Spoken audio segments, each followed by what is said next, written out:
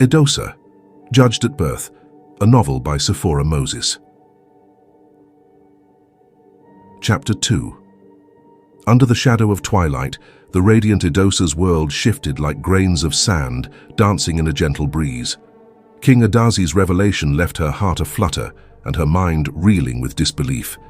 The man she had found solace in, confided in, and grown to cherish as a humble fisherman had, in fact, hidden a regal secret within the folds of his rustic demeanor. As realization dawned upon her, a kaleidoscope of emotions painted her expression, a blend of awe, joy, and a tinge of trepidation. Alone and orphaned, she remembers Namira. It was to this wise recluse that Edosa ran, her steps light with the weight of newfound knowledge. In Namira's secluded cottage, hidden amidst an embracing grove, Edosa poured out her heart, her voice tremulous with the weight of the truth she had just learned. Namira, with her ancient eyes that had witnessed the ebb and flow of generations, listened intently. To her, the revelation bore no surprise, for her visions had foretold the hand of destiny sculpting Edosa's fate with meticulous care. A knowing smile tugged at the corners of her weathered lips as she embraced Edosa in a comforting gesture. The arrival of King Adazi at Namira's humble abode marked the convergence of threads spun by fate. With a solemn request, the king sought Namira's aid in adorning Edosa with the grace and knowledge befitting a queen, to prepare her for the exalted role awaiting her within the palace walls, to sculpt her essence into a tapestry of regality and charm. Namira, with a gaze that seemed to peer beyond the present into realms unseen, accepted the king's plea without hesitation. A mentor and guide she would become, nurturing the orphaned beauty with the wisdom gleaned from ages past. Under her tutelage, Edosa would blossom from a rejected flower into a queen-to-be. Her spirit forged anew in the fires of destiny's forge. Thus, in the tranquil heart of the cottage, amidst the whispers of ancient trees and the dappled light of enchanted glades, a trio stood bound by a silent pact, an orphan, a king, and a seer. In their unity lay the promise of a tale yet unwritten, a destiny yet unfurled. However, days that followed after were not so pleasant to Edosa. She woke up that morning with bonded worries on her mind. She went close to Namira and sat quietly beside her. A hush fell over the secluded chamber as Edosa gazed into Namira's eyes, seeking solace and answers, her soul yearning for the balm of assurance amidst the churning uncertainty of the future. Namira could sense that all was not well with Edosa. She waited patiently for Edosa to tell her matters and worries whenever she was ready. "Namira," Edosa's voice quivered with a mix of fear and longing. "You have the gift of foresight. Will you cast a blink on my tomorrow that I may know its bearing?" Namira, her countenance etched with concern, reached out a hand to touch her fevered brow. "Dear one, you know I carry you at heart, but searching out the hidden matters of the gods is not wise." Edosa's eyes betrayed the storm within her as she exhaled slowly, her thoughts drifting to shadows that danced at the edge of her mind. "I know, Namira, but my heart is troubled. Something strange is brewing in the dark. I did not sleep last night." With a soft sigh, Namira withdrew her hand and regarded the young woman before her, her vulnerability laid bare. "Dear one, I have taught you much since our paths crossed, the ways of the gods, the ways of men, the old ways of lands and realms. Why do you desire to know the doings of tomorrow? You should be pleased. The king's heart is with you. The king will do the needful soon and take you for his queen. Why does tomorrow trouble your heart?" Edosa's gaze flickered with a mix of emotions, fear, longing, and a gnawing sense of impending doom. "The shadows that haunt me, Namira, I saw it in my mind while I slept. It whispers of a future dark and foreboding. In the depth of night, I heard the distant cries of a kingdom torn asunder, of a crown tarnished by deceit. Is this the path laid out for me and King Adaze?" Namira's eyes gleamed with ancient wisdom as she took Edosa's hands in hers, a solemn energy passing between them. "Edosa, the tapestry of fate is a tangled weave, its threads intricate and unfathomable. The vision you have beheld is but a possibility, a glimpse of what may come to pass if paths are not altered. The future is not set in stone, dear one, but to be rewoven by the choices we make in the present. Trust in the light of your own courage, for even in the darkest of nights a single candle lights the heavens. Edosa stood in front of Namira, a wise old woman known for her foresight and wisdom. The air around them was thick with a sense of purpose, as if the very ground they stood upon held the weight of centuries-old secrets. Namira gazed at Edosa with eyes that seemed to see beyond the surface of things, her wrinkled hands resting calmly on the worn wooden table before her. She sensed the turmoil in Edosa's heart, the burning desire to chart her own path amidst the chaos of fate's whims. "Namira," Edosa began, her voice a mixture of determination and yearning, "you have guided me through shadows and light, showing me that wisdom is a beacon born of experience. I stand before you, not as one seeking easy answers, but as one willing to face the truths that tomorrow may unveil." Namira's gaze held a soft intensity, a flicker of understanding that danced in the depths of her ancient eyes. She knew the weight of Edosa's words, the echoes of past injustices that still reverberated through her being. "My dear Edosa," Namira spoke with a tone laced with both compassion and solemnity, "fate is woven with threads of uncertainty and revelation. The future is a vast expanse, shaped by both the hands of destiny and the choices we make along the way." Edosa nodded, her resolve firm as she took a step closer to Namira, a gesture of trust in her ancient wisdom. "I seek not to be a prisoner of the past, nor a puppet of fate's design. I yearn to carve my own path, guided by the whispers of truth and the light of understanding." Namira's weathered hands reached for the small leather pouch at her side, pulling out a set of dice and 7 kola nuts with trails and scars etched into their weathered shells. She laid them gently on the table, a silent promise of insight and revelation. "Take these, Edosa," Namira said, her voice a whispered melody carrying the weight of generations past. "For in the dance of chance and foresight, may you find the courage to embrace the unknown and carve your destiny with the wisdom of the old and the fire of the young." With a deep breath and a heart unyielding, Edosa picked up the dice and kola nuts, ready to cast her fate into the hands of time, knowing that within the mysteries of tomorrow. Therefore, as Edosa casted the kola nuts on the table, Namira's gaze suddenly sank into the trails of ancient secrets. Not long before her thunderous sight stormed out of the scars of the kola nuts, with a dreadful fear housed on her face. "Oh, dear one," she almost lamented, but Edosa interrupted her halfway. Namira gazed into the distance, her eyes clouded with a mix of sorrow and foreboding. She spoke with a voice as soft as the whispering wind, laden with hidden meanings and weighty truths. "What did you see?" Lady Edosa questioned once more, her concern palpable in the air. "Oh, dear one," Namira began, her words weaving a tapestry of fate and choice. "I glimpse a fair and fine tomorrow for you and King Adaze. Yet, as the ways of destiny unfolds, 2 paths unfurl before your feet." With a tremor in her voice, Namira continued, "One pair of roads is shrouded in thorns and nettles, a treacherous journey where every step is a test of resilience and fortitude.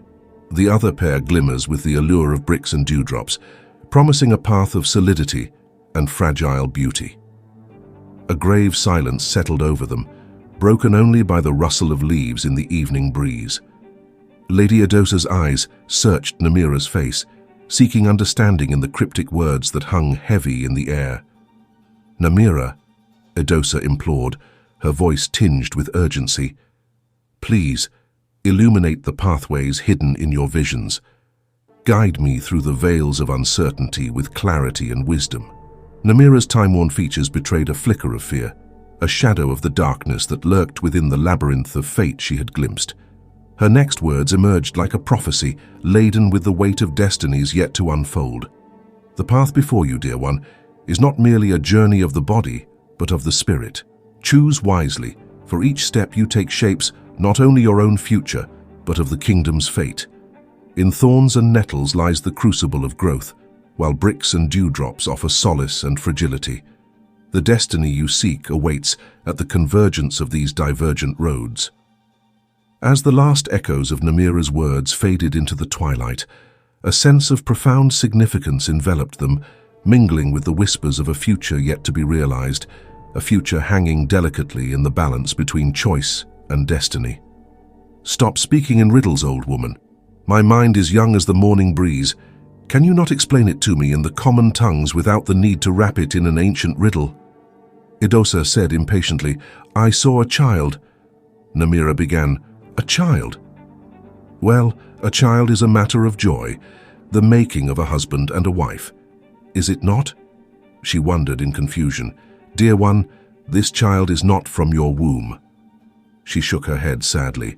I also saw a river sandstone, which put separation between two rivers. You stand at one side of the river and your lord-to-be. King Ades stands at the other side of the river. And before I returned to self, I also saw the dying of mighty men of war, and the folding of realms in the likes of scrolls folding into the clouds. Namira ended her foresight with a sorrowful blink on her face. Edosa, visibly perturbed by Namira's cryptic revelations, stared at her intently. Her youthful features knit in a mix of confusion and apprehension. A child, not of my own flesh, a river stone dividing us, and a vision of war and the crumbling of empires. What could it all mean, old seeress? She implored, her voice tinged with a blend of curiosity and concern. Namira, the aged oracle, met her gaze with eyes that seemed to hold the weight of centuries within them. Young one, the threads of fate are complex and interwoven in ways beyond our comprehension. The child I saw is a symbol of the unknown, of destinies interlinked yet apart, she began, her voice soft but filled with a profound wisdom that seemed to transcend time itself. The riverstone signifies a barrier, a division between paths that must converge but are separated by forces beyond our control. You and King Ades, destined to unite, yet held apart by the currents of circumstance and fate, Namira continued, her words carrying a solemn conviction that seemed to echo in the dimly lit chamber. And the vision of war and the collapse of realms, Edosa pressed on, her voice barely above a whisper, as if afraid of the answers that might come. What do they foretell for us for our future? Namira's expression softened, a fleeting look of sorrow crossing her weathered features. War looms on the horizon, fueled by the ambitions of men and the machinations of powers beyond mortal grasp. Realms will crumble like sandcastles before the tide, and in their wake, new beginnings shall emerge from the ashes of the old, she prophesied, her voice carrying a solemn weight that seemed to hang in the air like a shroud. And what of us, Namira? Edosa asked, her tone a mixture of fear and determination. What role do we play in this grand design of fate and fortune? The oracle's gaze held her own, a flicker of something ancient and timeless shimmering in her eyes.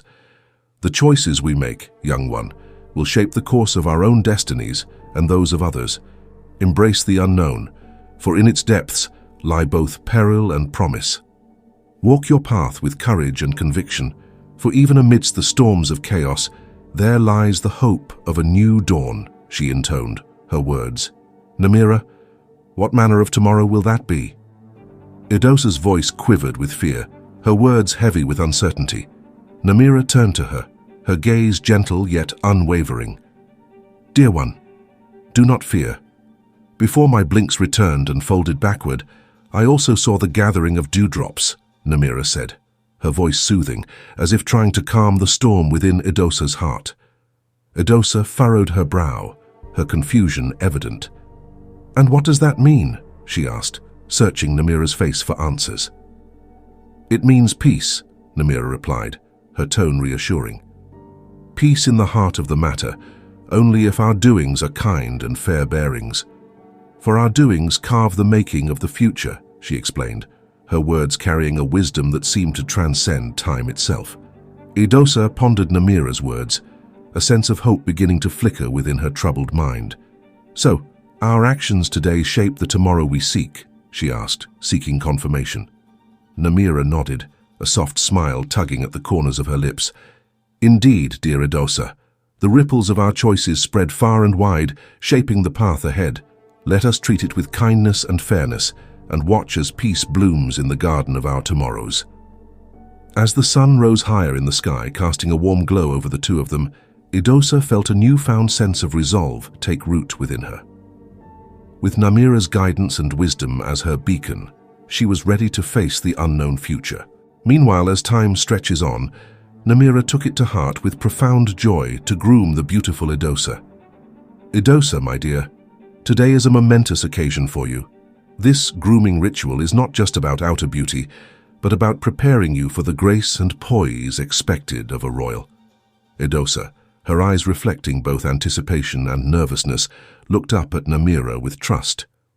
I am grateful for your guidance, Namira. I wish to embody the elegance and strength of our royal lineage. You possess all the qualities needed to shine as brightly as the crown you will one day wear.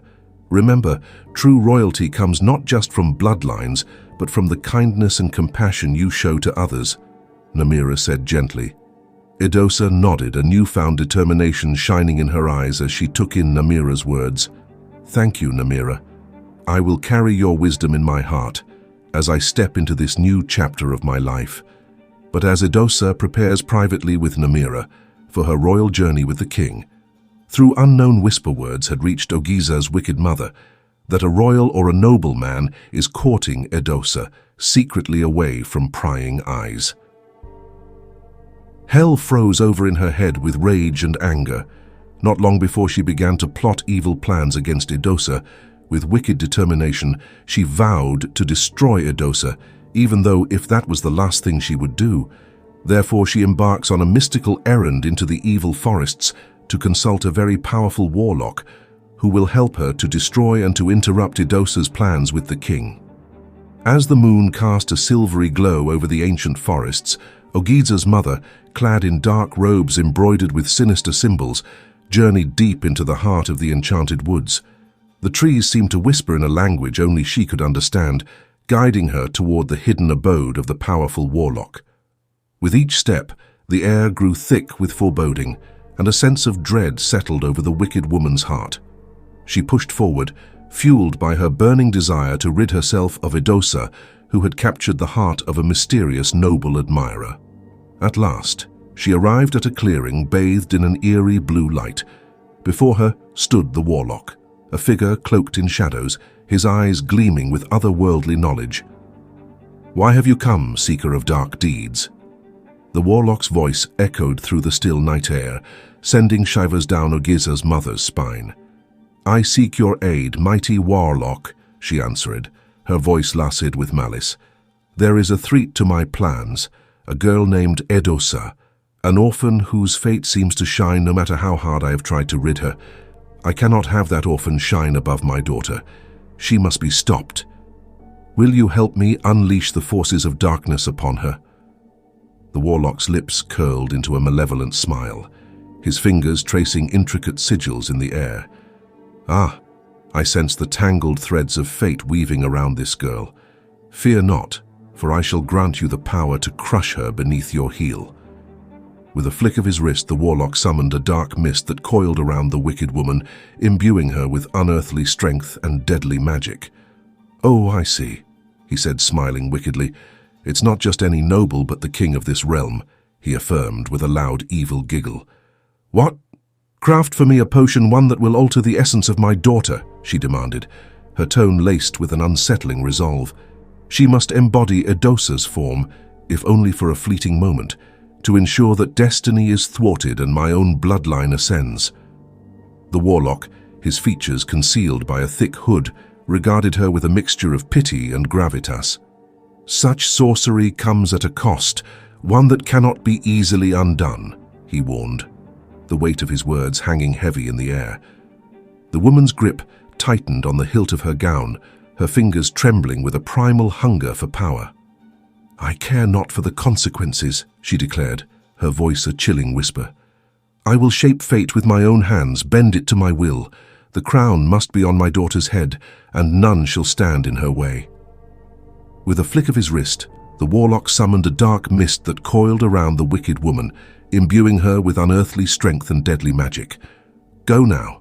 You will know what to do next, and let the fires of vengeance consume your heart," the warlock intoned, his voice a whisper that echoed with the promise of destruction.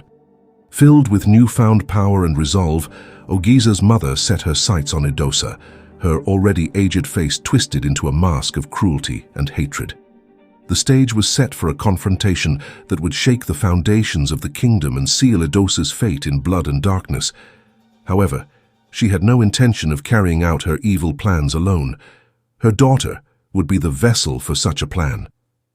"I want my daughter to take her place, Edosa, a rejected orphan, must not marry a king while my own daughter marries a nobody.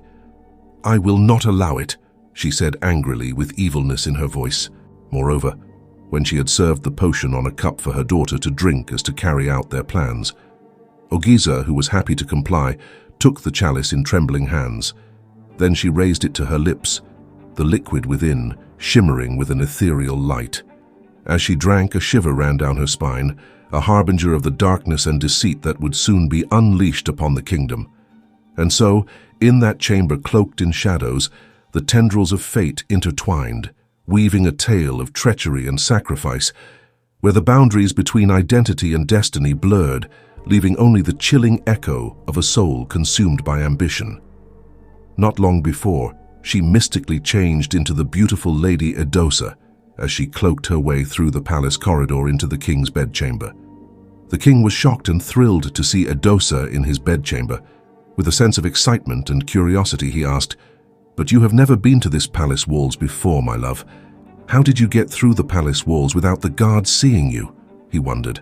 However, Edosa's beauty, mingled with magic tricks, overwhelmed all his senses as he gave in to her seduction.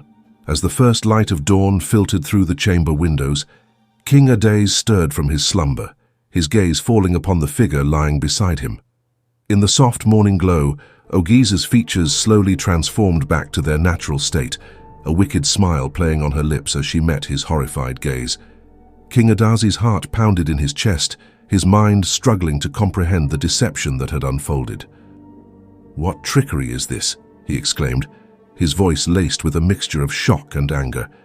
Ogiza's laughter filled the room, a melodic yet menacing sound that seemed to echo off the walls. "Oh, sweet king," she purred, her eyes gleaming with malice. "It was I who bewitched your senses, who beguiled you with a face not my own." Adazi's hands clenched into fists as he pushed himself away from her, a sense of betrayal washing over him. "Deception upon deception," he muttered, his voice heavy with disbelief. "What do you seek to gain from this treachery, Ogiza?"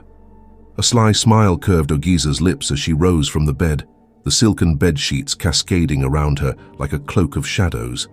"Power, dear king," she whispered, her words dripping with ambition. "Power that you hold within your grasp, and most importantly, to see that orphan girl suffer. I can't tell you how deeply my hate for her reach." King Adazi's resolve hardened, his eyes flashing with defiance. "You may have taken advantage of my weakness this night, but mark my words, Ogiza," he declared, his voice ringing with authority. "Your treachery will not go unpunished." With a mocking laugh, Ogiza ran out of sight into shadows, leaving behind a stunned and angered king whose thoughts raced with plans of retribution without unveiling to Edosa what had happened between him and Ogiza. Furthermore, then came the great expected evening for Edosa and King Adazi. The grand hall of King Adazi's palace shimmered with opulence, bathed in the warm glow of flickering torches that cast dancing shadows along the ornate tapestries lining the walls. In the center of the hall stood an elaborate throne, draped in rich fabrics of crimson and gold, where King Ades sat, a regal figure in resplendent robes that shimmered with every movement. The air buzzed with anticipation as guests from far and wide mingled, their voices blending into a melodic symphony of excitement. Distinguished nobles and royalty from neighboring kingdoms exchanged pleasantries, their eyes alight with curiosity over the reason for this grand gathering. And then came the moment they had all been waiting for, the great expected evening when King Ades would unveil his new bride-to-be. The murmurs rippled through the crowd as the king rose from his throne, his voice commanding silence. "Esteemed guests, nobles and kings," King Ades boomed, his words carrying through the hall with authority. "Tonight, I am honored to present to you Lady Edosa, the jewel of my heart and the future queen of our realm." A hush fell over the assembly as Lady Edosa stepped forward, her presence casting a spell over all who beheld her.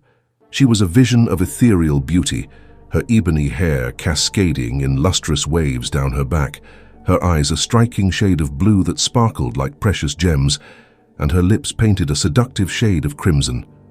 Gasps of admiration echoed through the halls as the guests took in her breathtaking beauty.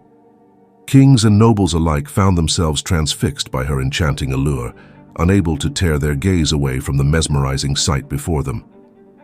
Furthermore, King Edosa continued, a proud smile gracing his features, I am certain that Lady Edosa will bring grace and prosperity to our kingdom, uniting our lands in peace and harmony. As the guests erupted into applause, whispers of envy and desire spread like wildfire through the crowd. Every king in attendance felt a pang of longing in their hearts, desiring to claim Lady Edosa as their own. Through the sea of admiring gazes and envious whispers, Lady Edosa stood poised and unruffled, her bearing regal, and her eyes shining with a quiet resolve. Little did the assembled guests know that beneath her serene facade lay a will of steel. Thence, as the great evening faded, King Edosa took Lady Edosa, his bride to be in his arms. The grandeur of the evening melted into a fading memory as King Edosa led Lady Edosa through the corridors of his palace.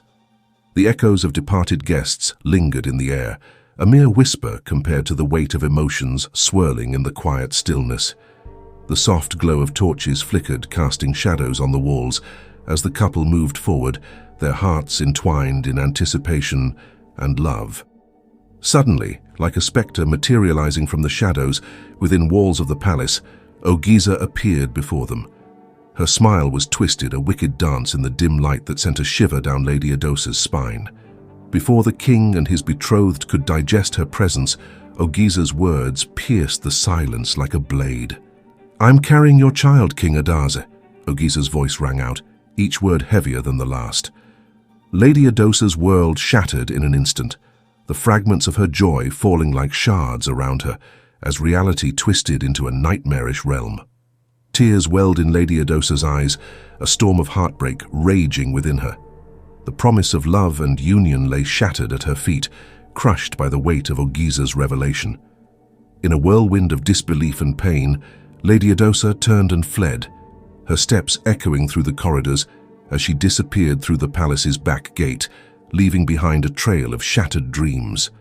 Before the king could run after her, Namira quickly approached him. It's best we let her be for now, my king, said Namira as she ran after Edosa herself. King Edosa stood rooted to the spot, his mind a tempest of conflicting emotions. Betrayal and disbelief warred within him, a storm raging in his heart as he grappled with the haunting truth revealed by Edosa. The memory of a fleeting encounter now cast a shadow over his love for Lady Edosa, a shadow that threatened to consume their future as the torches flickered and the shadows deepened. A whispered lament echoed through the palace corridors, carrying the weight of shattered dreams and the specter of betrayal. In that moment, the threads of fate tangled and twisted, weaving scars of love and deceit that would forever bind the destinies of King Edosa, Lady Edosa, and Edosa in a web of darkness and light. As Lady Edosa returned home, her eyes red-rimmed and heavy with the weight of unshed tears, Namira rushed to her side, a beacon of solace in a sea of despair. Dear one, let me share this burden with you, Namira implored, her voice soft and filled with compassion. With a trembling breath, Edosa turned to Namira, her once vibrant spirit now shrouded in sorrow. Oh, Namira, the joy I anticipated has crumbled into ashes before my very eyes, she whispered, her words laden with grief. Namira's eyes brimmed with empathy as she reached out to touch Edosa's hands. Yet, before she could offer further comfort, a shift occurred in the air, a subtle transformation that sent a shiver down Namira's spine. In a fleeting moment, the despair in Edosa's eyes gave way to a glint of determination, cold and unyielding. As if awakening from a deep slumber, Edosa's gaze sharpened with resolve, her features hardening into a mask of steely determination. Brushing away her own tears with a swift motion, she spoke, her voice tinged with a newfound strength. Namira, do you see? I have borne enough sorrow and endured endless pain. From this day forth, I vow to shield my heart from further harm. No one shall ever wield power over me again." Namira gasped, her eyes widening in astonishment at the transformation unfolding before her. She glimpsed a side of Edosa she had never known, a fierce, unyielding spirit that brooked no dissent, a force to be reckoned with. With a steely gaze fixed upon the horizon, Lady Edosa's voice rang out with unwavering conviction, her words etched in stone. "No more shall I cower in fear or bend to the will of others. I am Edosa, and from this moment on, I shall be a force that none can dare to cross." In that singular moment, Namira realized that the woman standing before her was not just Lady Edosa, the fragile maiden she had known, but a formidable presence, a phoenix rising from the ashes of her sorrow, ready to embrace a destiny forged in fire and steel. Furthermore, the sunlight streamed through the windows of Lady Edosa's bedchamber, casting a warm glow over the room. Namira, her loyal comforter, approached her with a sense of urgency in her step. Lady Edosa lay still, her gaze fixed on the ornate ceiling, lost in her own thoughts. "Good morning, dear one," Namira whispered softly, bending down to her.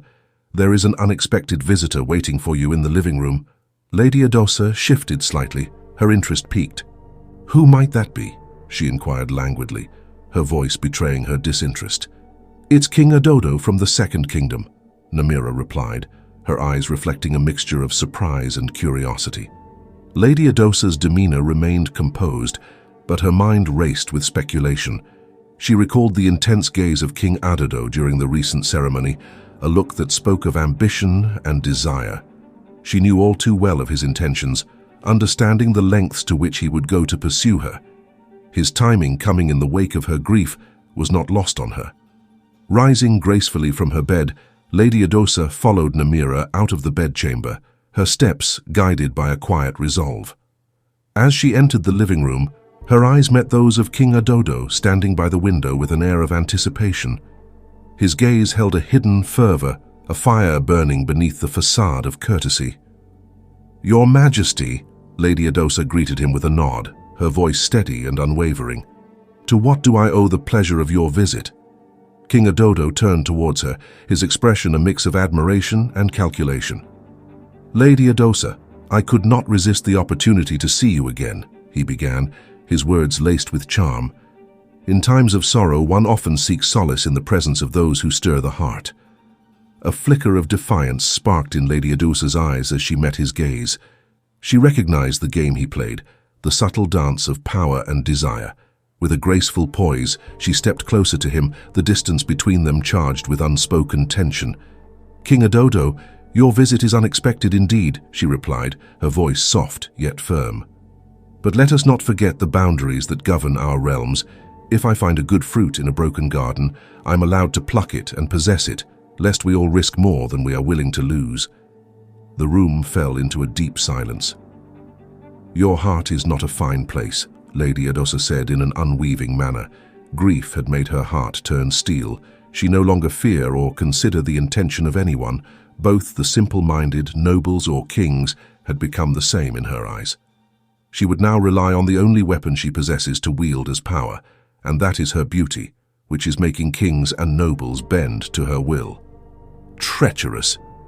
He almost lost his temper.